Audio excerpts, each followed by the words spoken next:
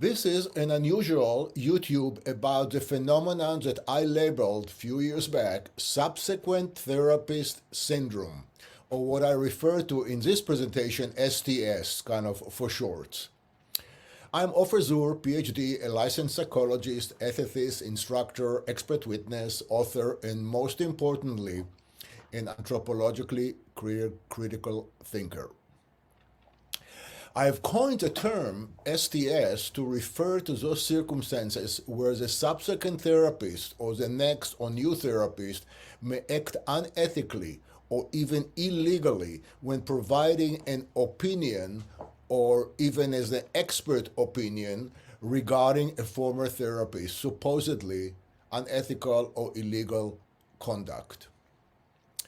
So these are the cases where the subsequent therapist evaluation and judgment are solely based on their theoretical bias, rigid view of therapeutic boundaries, and of course on client self-report. Again, this is a situation where the subsequent therapist arrive at a firm and clear negative conclusion without reviewing psychotherapy records or other relevant collateral evidence, or without consulting or talking with a former therapist that they're accusing him or her for all these bad things. The reaction of the subsequent therapist will be something like, what? He went for a walk with you? Or what? She bothered with you for therapy? What? She attended the same church every Sunday? You attended the same church every Sunday with your therapist? Or what? She made a home visit? And of course, what? He touched you? So this is kind of example of what subsequent therapists may kind of get hot about. In my estimate, about 40%, yes, almost half of board complaints and civil lawsuits against psychotherapists, social workers, counselors are instigated or fueled by the subsequent therapist without the subsequent therapist communicating with the prior therapist or review records to validate any of their concerns.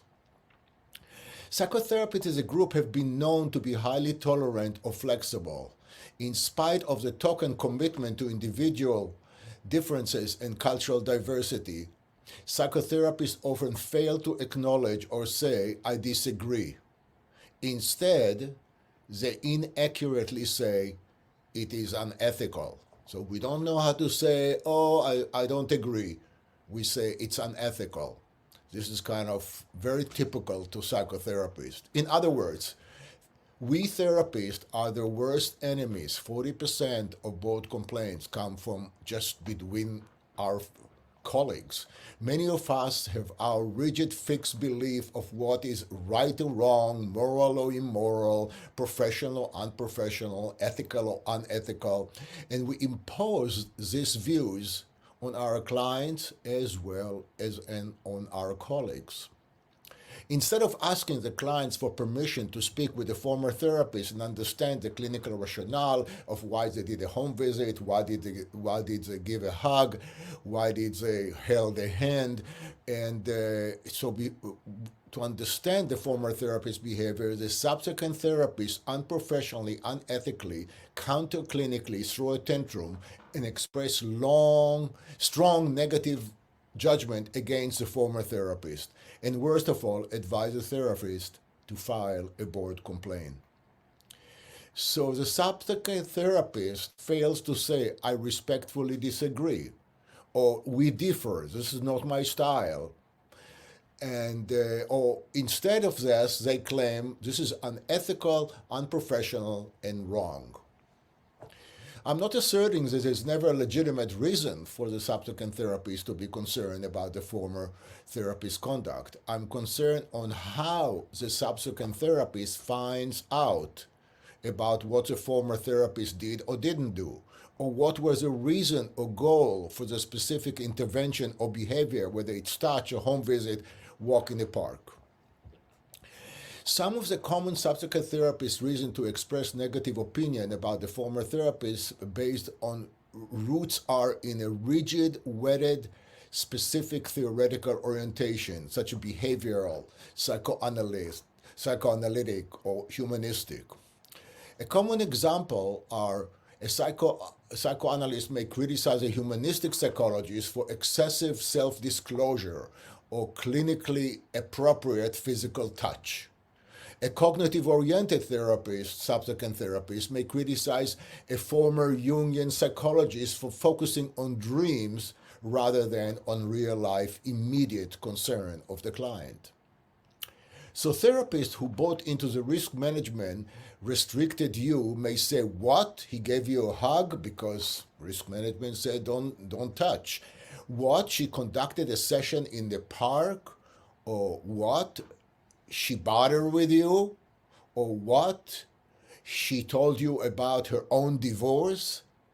So the risk management part is a big part of the subsequent therapist syndrome.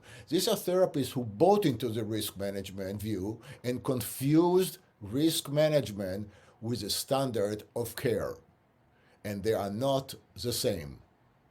Obviously, there are times that the subsequent therapist's concerns are valid and legitimate. These are the cases where a former therapist, for example, had sex with a current client or exploited a current client financially or bothered inappropriately to be concerned. Here are several areas where the subsequent therapist syndrome may rear its head. A therapist uses ethical and clinical effective physical touch to soothe distressed or anxious client, and the subsequent therapist syndrome may rear its head. The therapist, the former therapist, make a clinical appropriate home visit, such as to agoraphobic or to a homebound client, and the subsequent therapist said, what? He did a home visit? The former therapist may use clinically beneficial, extensive disclosure of personal information with the client, and the subsequent therapist kind of maybe wondering about it. Therapists who engage via texting, for example, with a young suicidal client late at night in order to prevent the client from hurting himself. The subsequent therapist say, what? He texted with you at 2 o'clock in the morning? Or the former therapist signed an email to a long-term intermediate client with love, so-and-so. The former therapist may go for a walk on a nearby trail with a client who loves the outdoor and preferred side-by-side type of interaction rather than face-to-face. The former therapist is in a small town and therefore unavoidably involved in shared social, multiple relationship with the client. When I moved to the small town of Sonoma, I played basketball with my client, and I didn't have a vote on that, or they went on a field trip with our kids. So the subsequent therapist said, what? While psychotherapists have clear duty to protect the public from incompetent and predatory and harmful therapies, they also must be very careful in drawing premature or unsubstantiated conclusions that are solely based on the client's self-report and beloved orientation. So rather than giving conclusive expert opinion about the former therapist's conduct, which is solely based on the client's report, a concerned, ethical, and prudent therapist can tell the client something like, if what you told me is correct, I'm very concerned about the conduct of your former therapist. However, I am aware that I have only heard one side or your side of the story, and I cannot form a conclusive opinion on the matter. I would like to get your permission to speak with the former therapist and or review the former therapist records. This would be the correct response if you have a concern. I'm emphasizing the importance that the subsequent therapists find ethical ways to validate their concern, either by speaking to the former therapist or by reviewing records or other ways.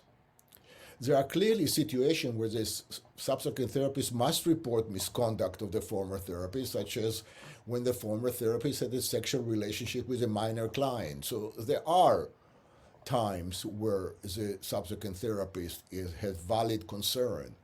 However, if the subsequent therapist ends up writing reports about the former therapist's conduct or testify as expert witness regarding the harm, the standard of care of the former therapist, he or she most likely, the subsequent therapists, are acting illegally and unethically and operate outside the scope of practice. They cannot be expert witness as well as a therapist, and they may involve unethical and forensic dual relationship to be a therapist and an expert witness about the former therapist conduct. It is very interesting and telling that the subsequent practitioner syndrome is not common and not even heard of among attorneys or physicians or nurses. However, it's very common among us mental health practitioners. Again, I'm talking to attorneys, I'm talking to physicians, they never heard about their colleagues snitching on them to the clients and advising them to file a complaint. The obvious question is what clinician can do about this phenomenon. There are several ways that therapists can preventatively attend to the subsequent therapist's concern. The most effective way is for the former therapist to talk, like if you have a client and then he goes somewhere else, you talk or consult or communicate with the next therapist, explaining the rationale for your course of treatment for whatever you did. So you talk directly to the next therapist. Such a communication among two professionals significantly reduces the likelihood that the subsequent therapist advise the client to file a board complaint against the former therapist. Obviously, the former therapist needs the client written permission to communicate with the subsequent therapist. The former therapist can reasonably advise or inform the client that such communication between two therapists can be benefit for the client. So the new therapist, the next therapist, get a sense of what was done effectively, what was not done effectively, etc. Other ways to help communication between the two therapists, getting the client's permission when the former therapist is one that recommended the next therapist. So if I see a client and then the client leave town or the client needs somebody else, I refer them to the next professional, the next therapist, and all this is really reduce the likelihood that the next therapist will turn on me. Obvious other ways that former therapists can effectively practice defensively is to make sure that his clinical records are complete. And any unusual intervention, unusually boundary crossing or dual relationship are clearly explained and articulated in the written record.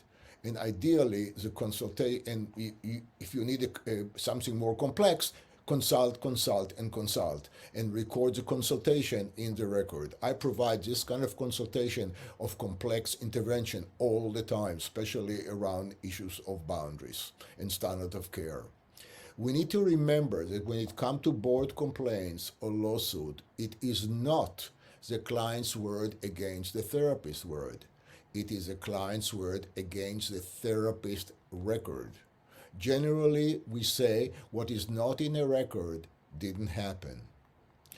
So, and also to remember, if you consult with somebody, you can also add to the record in the consultation. I consulted with Dr. Zur and explained to him 1, 2, 3, 4. This is one way to complete a record in order to have kind of the record straight.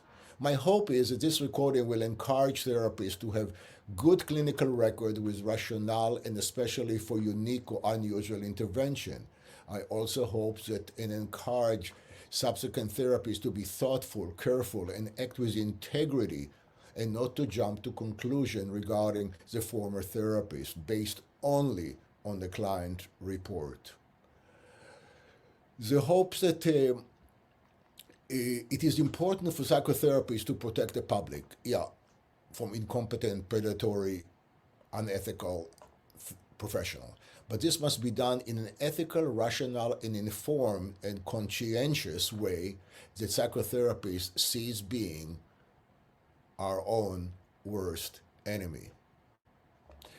My website is drzur.com, include many free articles, videos on the subsequent therapy syndromes, risk management, standard of care, and much, much more. Good luck.